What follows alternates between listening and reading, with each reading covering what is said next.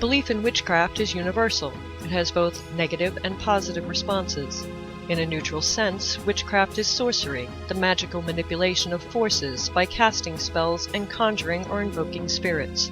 It has been used by humankind since prehistoric times in an effort to control the environment and enhance daily life. Throughout history, witches have been feared because they were believed to be evil, in consort with the devil, and able to fly through the night on a broomstick and shape-shift into magical creatures. The same women who were sought after, healers, midwives, the wise women and crones, for help were the ones who were also feared for their knowledge.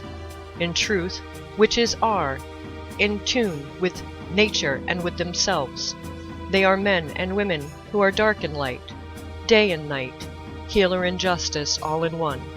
To be a witch is to be a keeper of balance, the essential witch.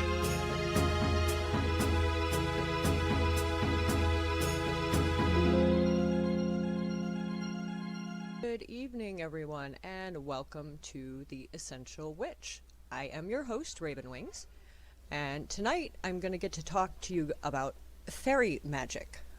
We were supposed to do this a couple of weeks ago. I had a few little issues, so this week we get to actually talk about fairy magic. So I wanted to start off with a few fun facts and questions and answers about fae and fairies. Basically, anybody who has ever wanted to study them, the first question is, what are fairies? A fairy is considered a small race of magical beings. They're small magical beings. They're usually invisible to most of us, but many mortals do have the gift to see them. Fairies have many human qualities. They may have skills and talents. They even have friends and family. They have love, and they also have desires. So they're very similar to us. Where do they live? They live all over the world. They like to live where there is little human activity, however, like parks or some fairies do live underground, in hills or mounds, in rocks. They have fairies in Scotland called the Shee, S-H-E-E.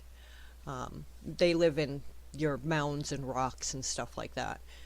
Some fairies, like dryads, live in trees, while others have taken to the sea in the form of mermaids or merrows, which are sea spirits. So fairies are not just the typical, Tinkerbell type of thing. There's a lot of difference with fairies for different types of fairies.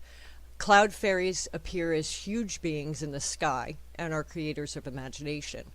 Flower fairies are gentle spirits of the earth and live among the flowers and near the bottoms of trees and stuff like that. And then butterfly fairies look just like butterflies and live with the flower fairies. So there are different forms of fairies, including gnomes and trolls, and I'm going to get into a lot of that in this show, so you'll learn a little bit. Most people will ask, well, how do you find a fairy? Well, you can go to them or have them come to you. Walking slowly down a path, looking in the sky or near the bottoms of trees. Look at butterflies. It could be a fairy. Also, fairies like to travel on the backs of dragonflies. Hummingbirds, If you want to find a fairy, always dress in very colorfully when you go searching for them. They do like bright colors and stuff. You can even put on sparkly fairy dust, which Athena root is a good choice if you're going to wear any kind of herb to go with it. It makes you appear more like the fairies and not frighten them as much. How do you bring a fairy to you? Well, if you'd like to attract fairies to your home, a good place to start is to clean up your room.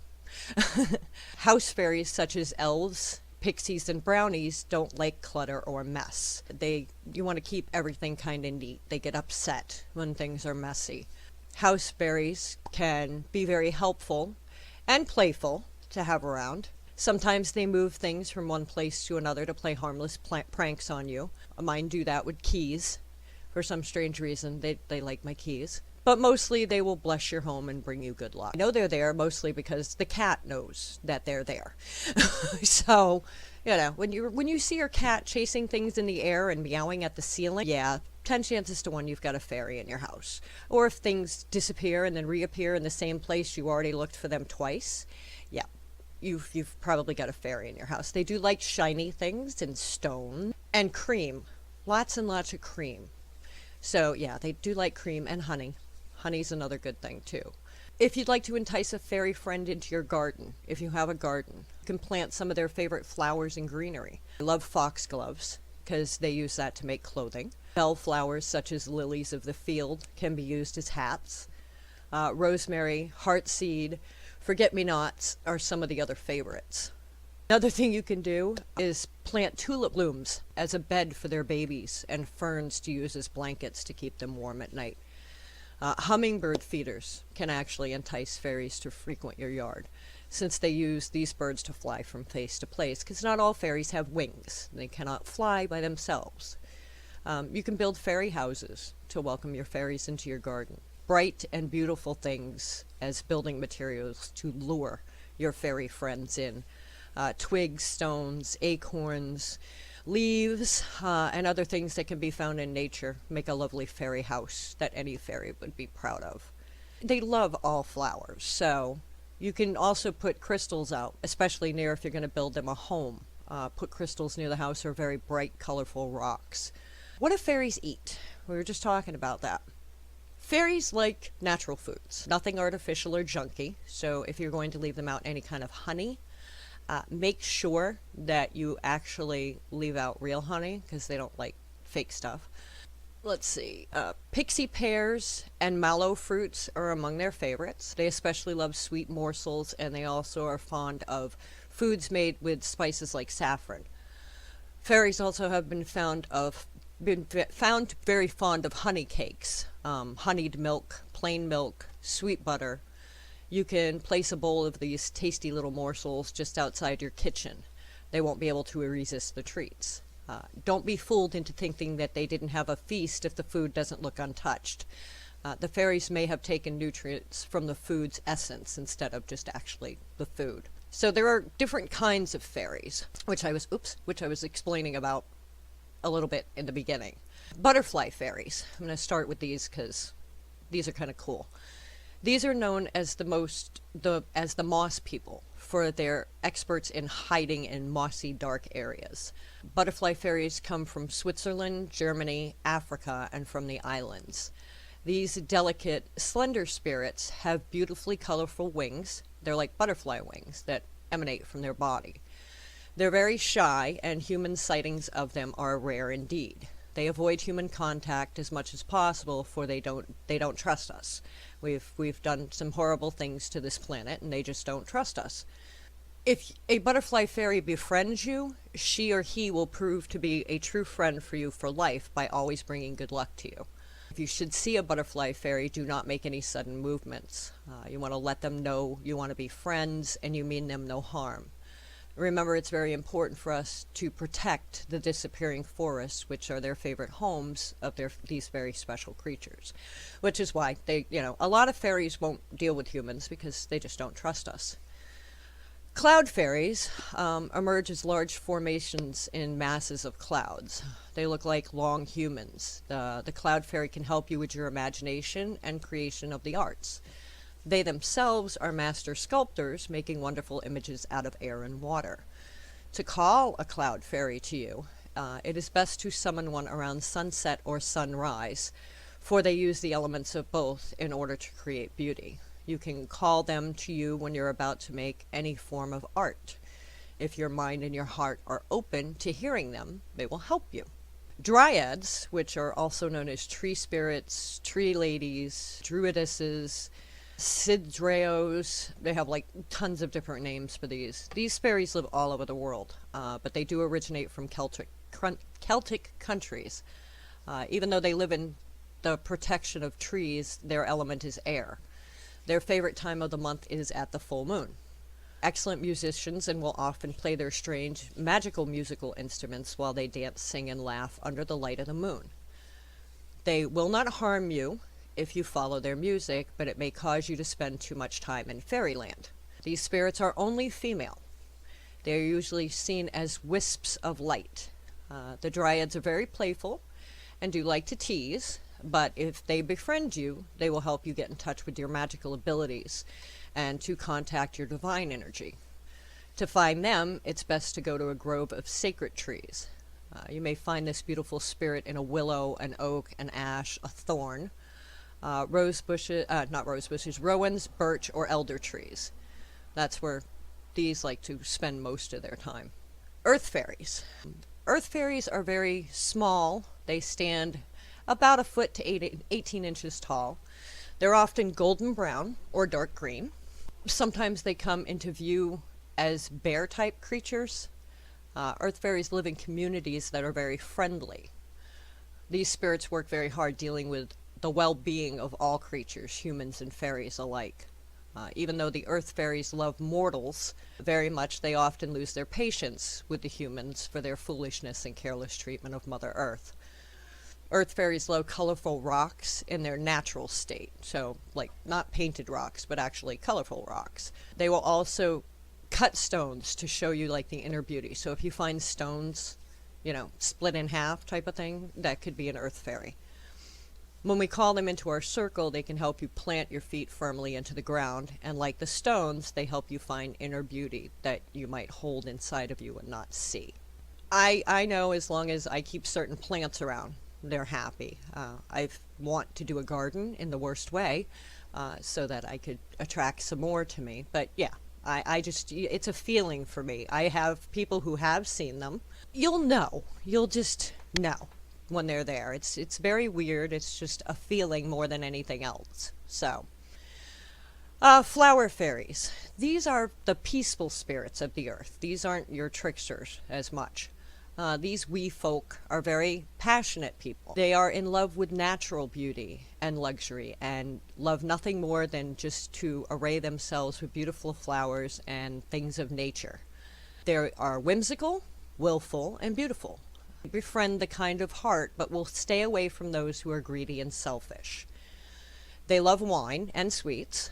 You can leave it at a place where wildflowers grow.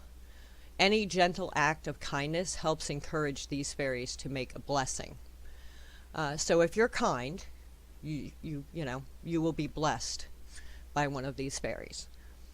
So that's just like a few of the fairies. If you actually study Fae Magick itself, it will go into gnomes and all kinds of other stuff. This is just like a starter type of course. I want to get into some of what Fae Magick is, or Fae Magick. This is using these mythical creatures instead of gods and goddesses as the basis for ritual magic. So if you're used to using the goddess Diana for a ritual, this would be using a different Fae for that purpose. The Fae are not just fairies and pixies, like I said before, but also gnomes, unicorns, dragons, elves, trolls, and other mythological creatures. These creatures lived on our realm in the past, but they've moved into another realm once man started ruling the earth rather than cohabitating with its inhabitants. When we decided to take over and run nature out, they kind of moved into their own realm of being. Fae Magick is not easy to learn. It's really not. I've been studying it now for, I would say 6 years, and I'm still learning. It's a big learning process. It's steeped in lore and legend rather than guides and tutorials. So you have to go back into lores and legends, and there's a lot of Celtic information on the Fae. It's read. Study. There are a few things that should be done to practice Fae Magick. First, you need to learn identification, know the Fae's limitations, how to find the Fae, creating a magical space, meeting them, and building a trust. These are like the building blocks to working with the Fae in a magic, in your magic. Identification. Each type of Fae has its own type of magic.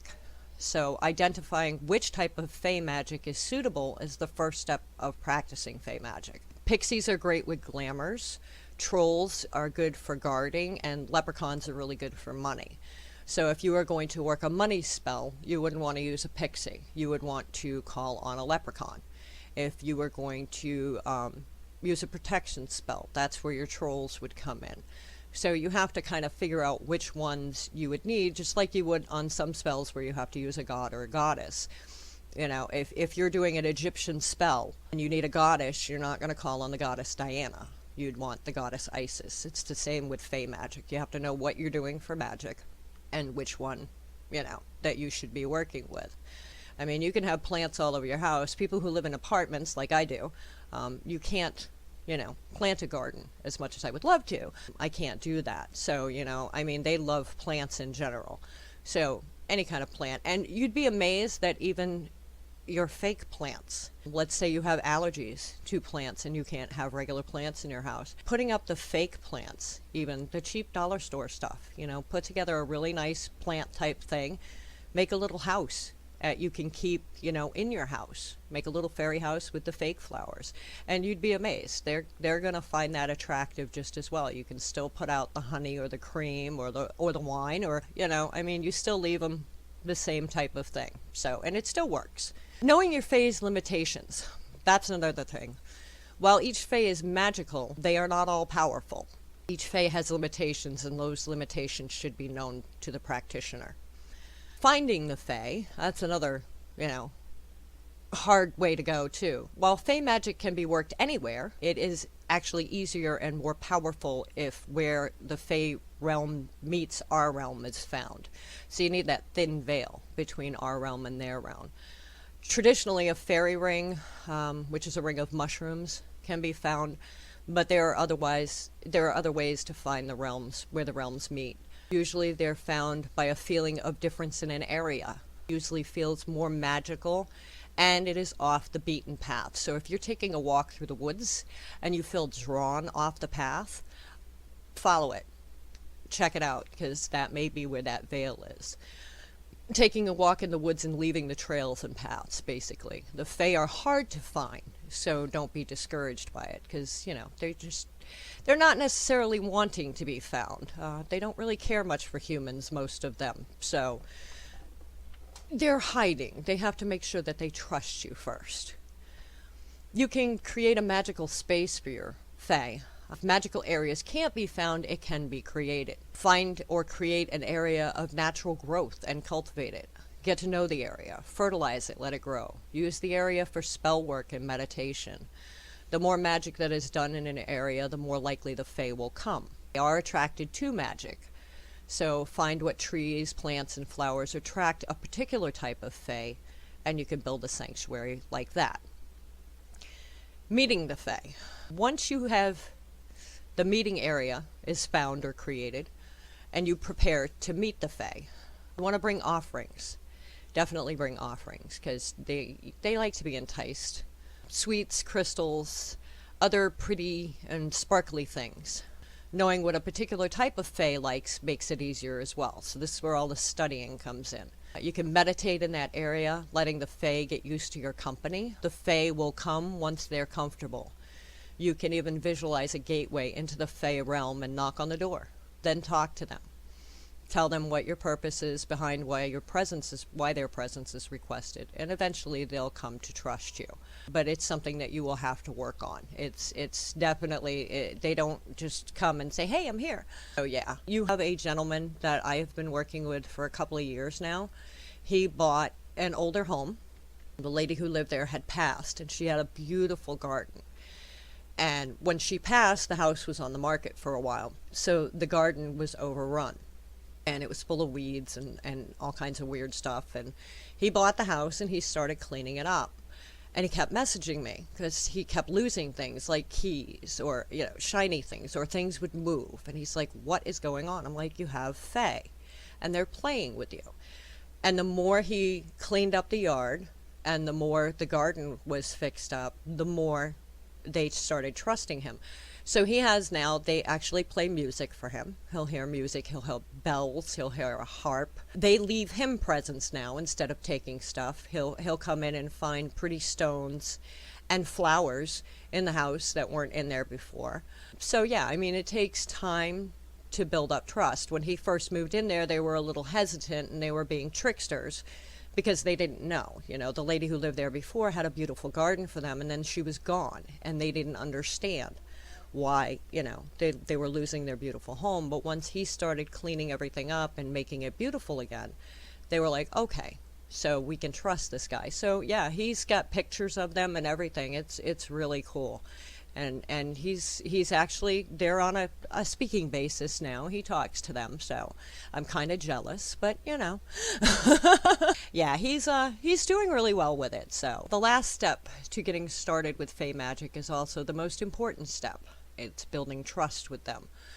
The Fae do not trust easily. They expect trickery, deceit, and lies. Most Fae will share their knowledge, but they do not want that information getting out to the public. Only share information and spells with the Fae's permission. Be respectful. You're going to have to know that if they are lied to, if you trick them or use them, they will bring it back on the ones that did it to them.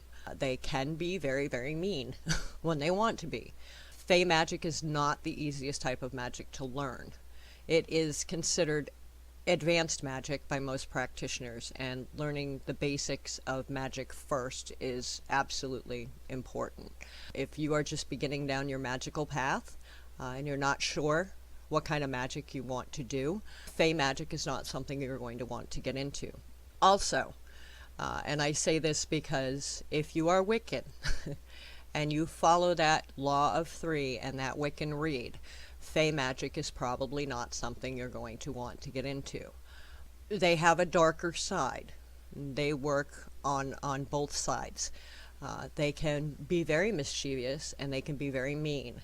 And if you, in any way, shape, or form, lie to them or trick them in any way, you will never have a Fae trust you ever again.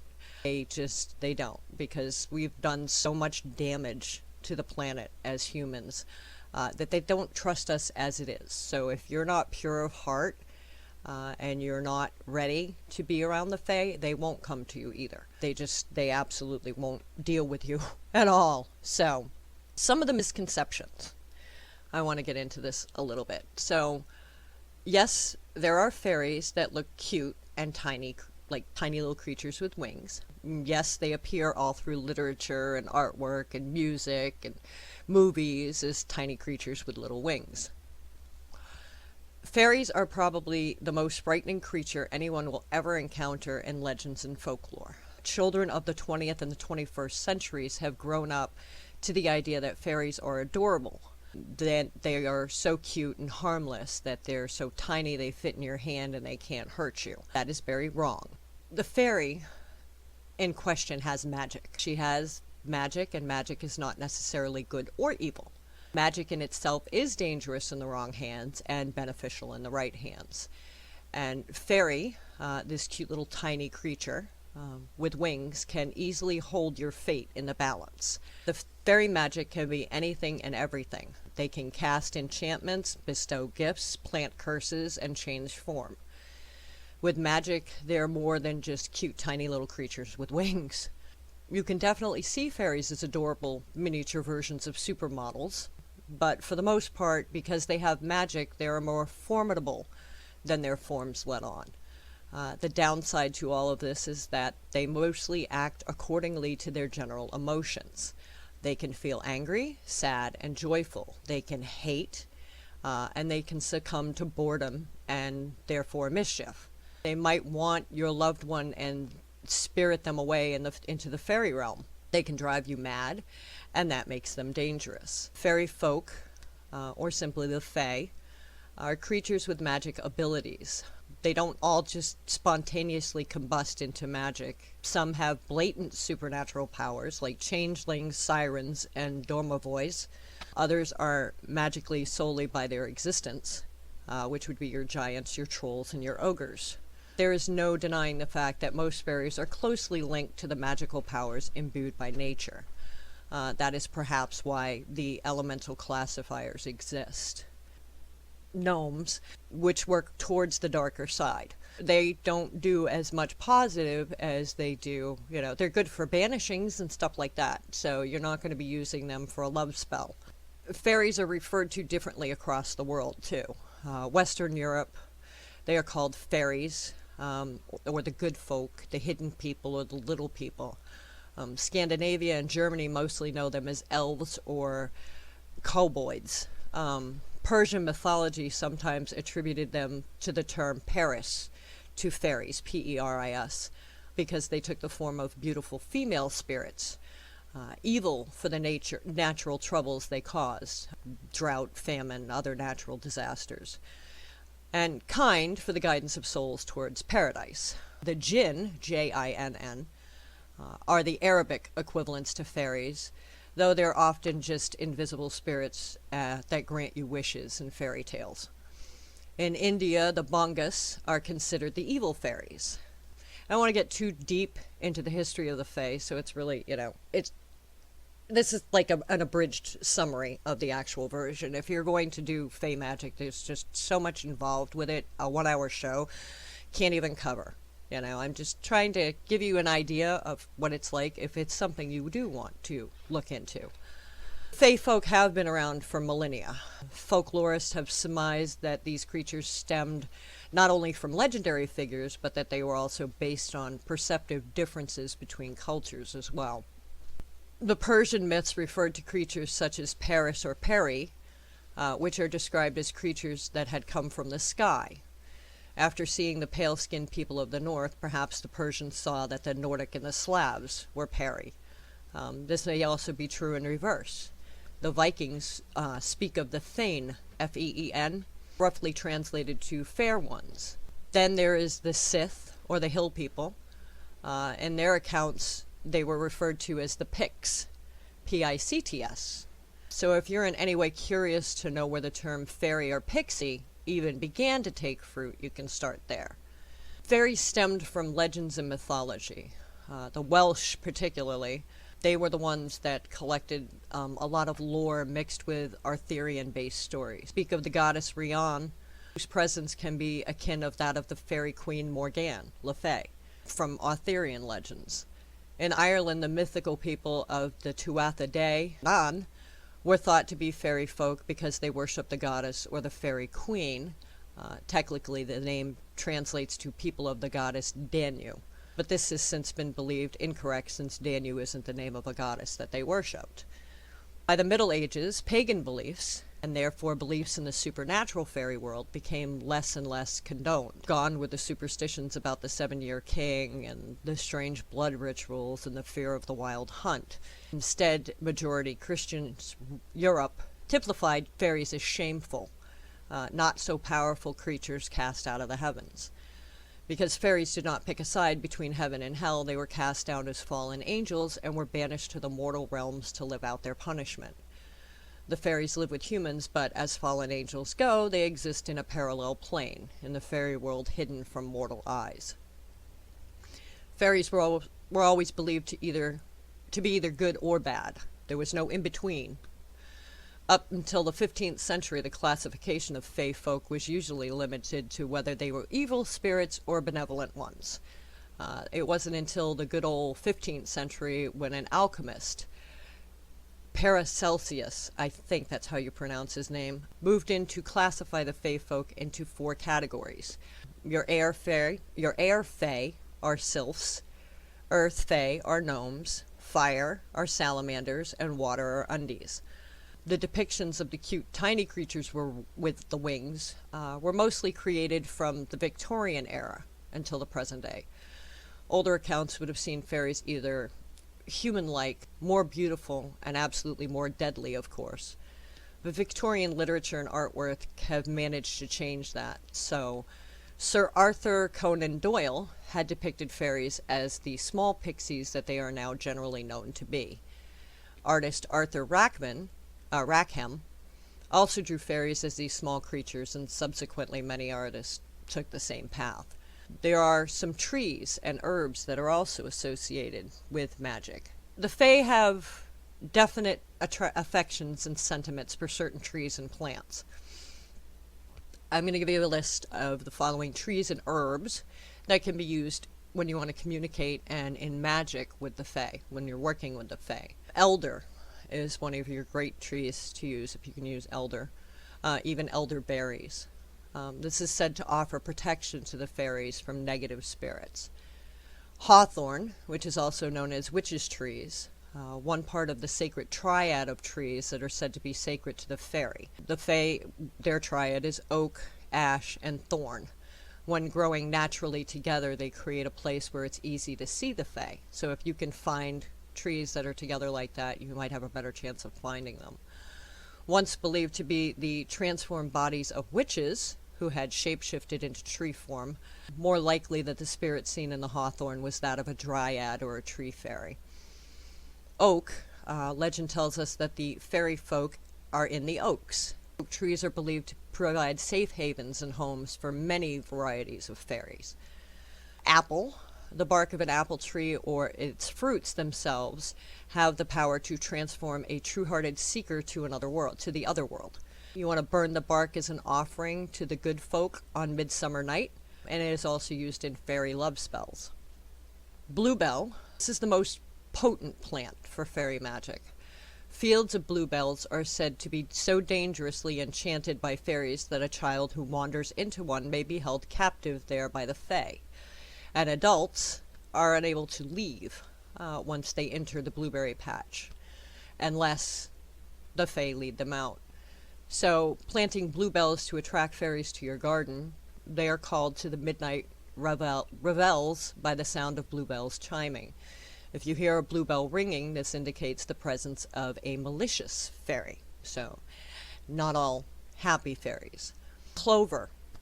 Fields of clover are believed to attract fairies. A four-leaf clover is said to provide protection against the Fae and to be able to break fairy spells and glamours.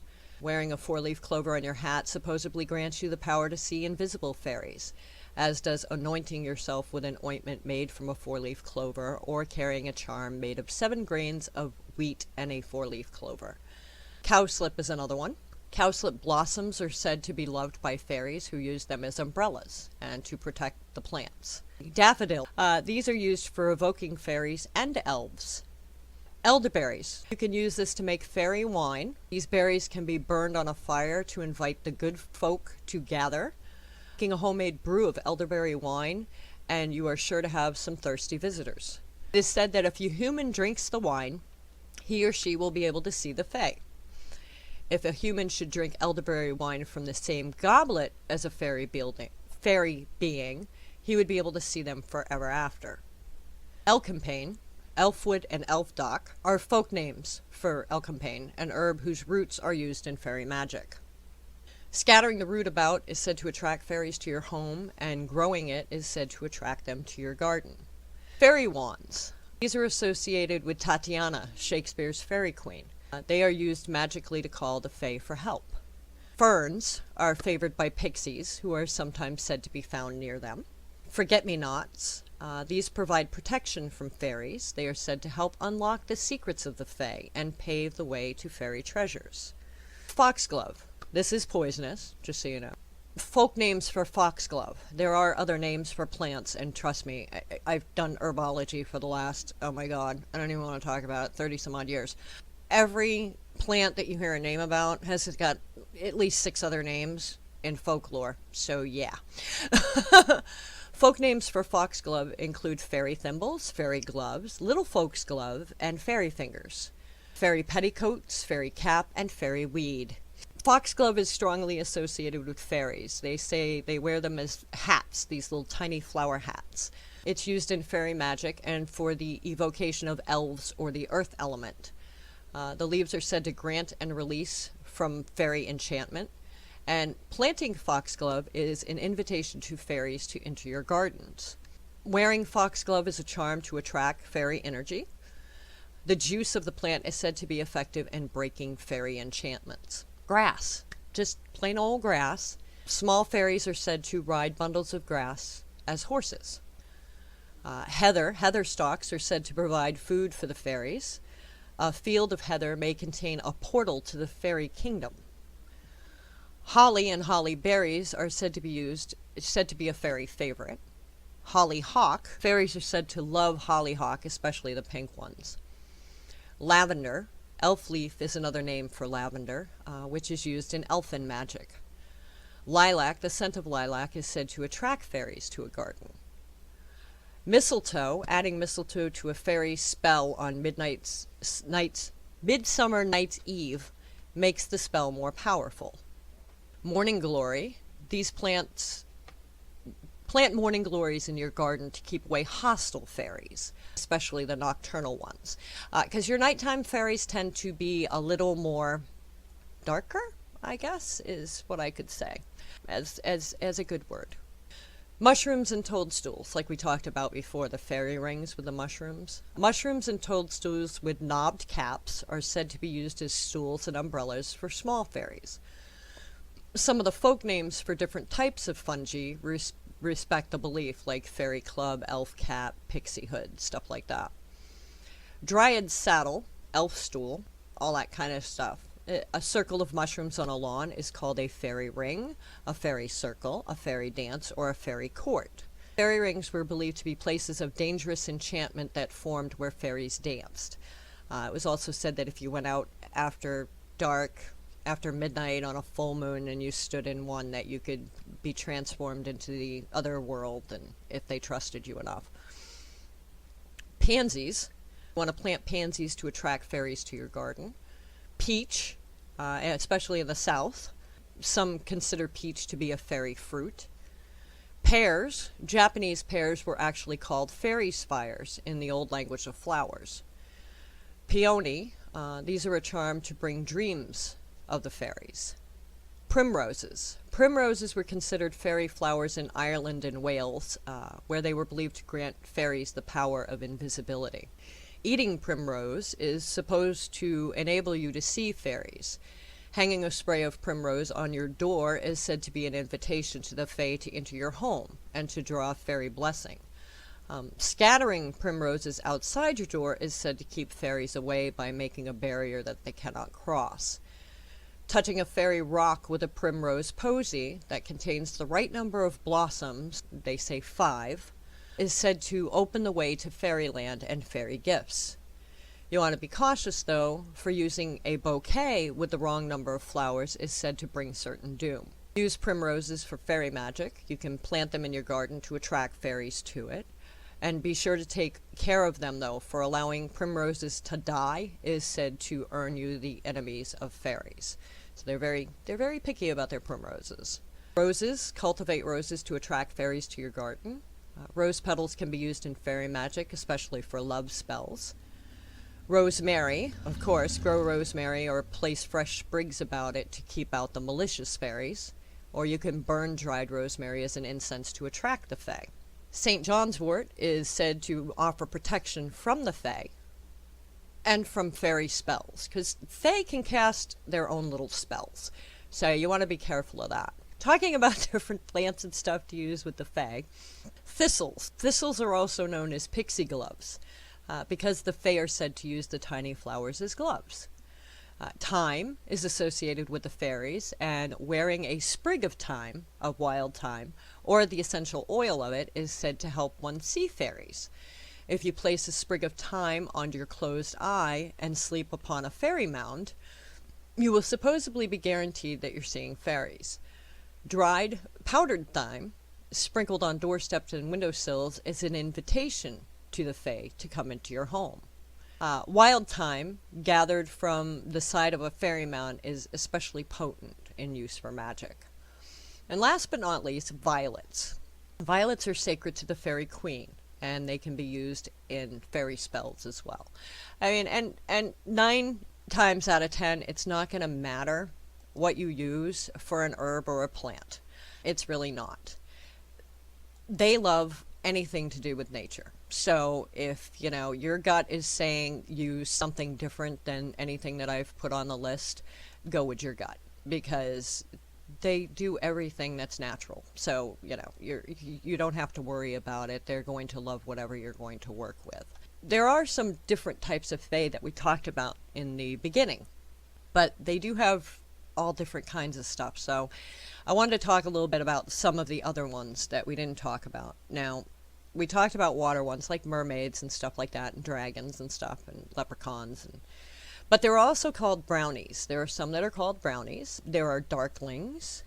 There are gnomes, leprechauns, pixies, redcaps, wood fae. I mean, there is a tremendous list. So you don't have to worry about it. There's fae for everything.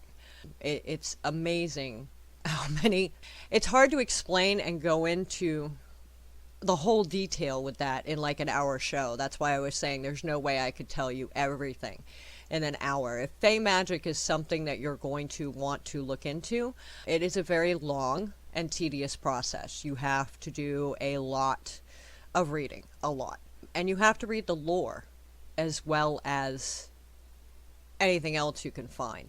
A lot of your information will come in from lore itself. So you want to make sure that you read like the old, even old nursery rhymes actually have lore in. Fae have a gigantic list, and on my Walking the Crooked Path page, I do have a book on there. If you want to start studying about the different types of Fae, if you look on that list, I do have a couple of different Fae books. You want to find out exactly what Fae you're going to be dealing with. And where you live is going to have a big impact on what Fae that are going to be around you. So, it's a very long, tedious process. Fae magic cannot be taken lightly. It is like doing any kind of elemental magic. If you're going to work with energies such as your wind, stuff like that, you don't take that magic very lightly. It's considered an advanced magic. Fae magic is very much so an advanced magic. There's a lot of study and a lot of stuff you have to go through. So you want to make sure that it's something that it's a path you'd want to go down, because there is some darker sides to it. It's not all love and light and pixie dust and Tinkerbell and Peter Pan. It's not all like that. There are trolls, there are gnomes, there are darklings, there are all different kinds of stuff out there that and you have to know which Fae you're going to be using for what specific purpose. And I can't really say using, what Fae you're going to be asking to assist you. Because if you use them and they find out you've used them, they can be very malevolent little creatures. So even your little Tinkerbell fairy, if you piss her off, can turn into, an evil little witch that you don't want to cross. So you want to make sure that, if you're going to go down this road, your heart is in it. You're not going to lie to the deities that you're working with, your Fae. You want to make sure that, your magic is thought out before you even attempt it. So yeah, you want to be very, very, very careful. So, but that is our show for this week about the Fae. And if you have any questions, feel free to message me. Raven Wings, Walking the Crooked Path, The Essential Witch, my own page. I mean, just hit me up everywhere, and I can give you guys any information you want. And if I can't find it, I will find somebody who can. So, thank you all. Have a great night.